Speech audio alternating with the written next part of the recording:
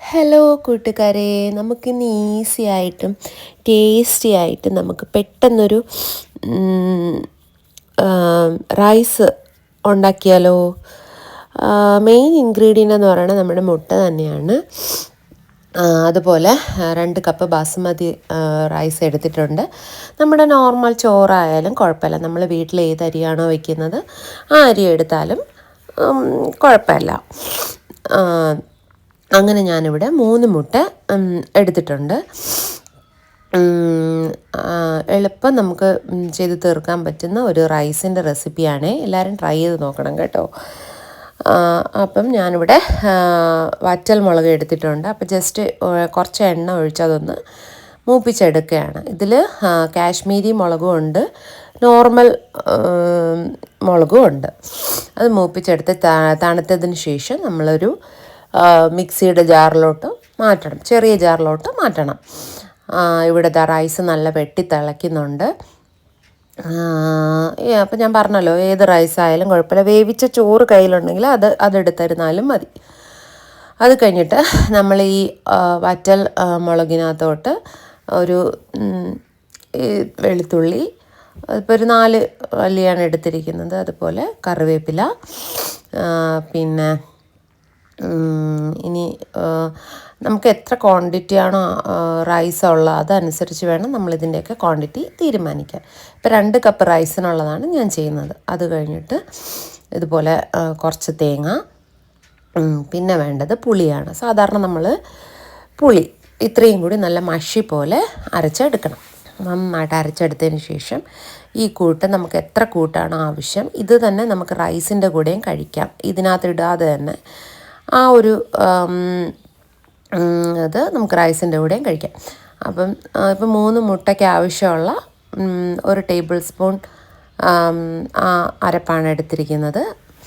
അപ്പോൾ അരച്ചക്കൂട്ട് നന്നായിട്ട് ബ്ലെൻഡ് ചെയ്തെടുത്തതിന് ശേഷം നമ്മളൊരു ചീനിച്ചട്ടിയിലിട്ട് നമ്മൾ സ്ക്രാമ്പിൾ ചെയ്ത് എടുക്കുകയാണ്. ഈ സ്ക്രാമ്പിൾഡ് എഗ്ഗായിട്ട് നമുക്കിത് കഴിക്കാം നോർമൽ ചോറിൻ്റെ കൂടെ.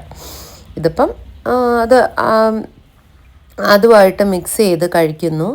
പിന്നെ അങ്ങനെയുള്ള ഒരു ഇതേ ഉള്ളൂ. ഓക്കെ, സ്ക്രാമ്പിൾ ചെയ്ത് മാറ്റി വയ്ക്കണം. എത്ര ചെറുതായിട്ട് സ്ക്രാമ്പിൾ ചെയ്ത് എടുക്കാൻ പറ്റുമോ അത്രയും ചെറുതായിട്ട് സ്ക്രാമ്പിൾ ചെയ്ത് എടുക്കുന്നതാണ് അതിൻ്റെ ടേസ്റ്റ്. പക്ഷേ അതിൻ്റെ സോഫ്റ്റ്നെസ്സും പോകാൻ പാടില്ല.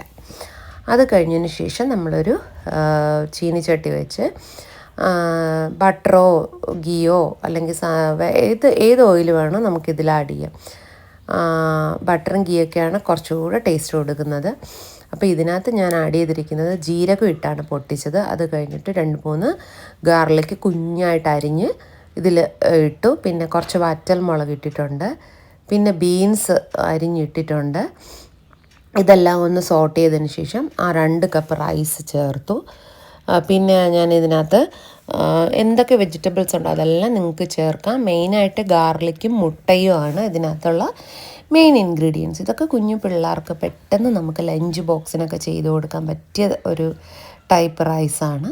ഇതിനകത്ത് ഞാൻ കുറച്ച് ക്യാരറ്റ് ഗ്രേറ്റ് ചെയ്ത് ഇട്ടിട്ടുണ്ട്, പിന്നെ ചീര ഇട്ടായിരുന്നു. പിന്നെ നമ്മൾ സ്ക്രാമ്പിൾ ചെയ്ത് വെച്ച് ആ എഗ്ഗിൻ്റെ അതോടെ ഇട്ടിട്ട് മല്ലിയിലയിട്ട് നന്നായിട്ട് ഹൈ ഫ്ലെയിമിൽ വെച്ച് റോസ്റ്റ് ചെയ്തെടുത്തു. അപ്പം എല്ലാവരും ട്രൈ ചെയ്ത് നോക്കണം.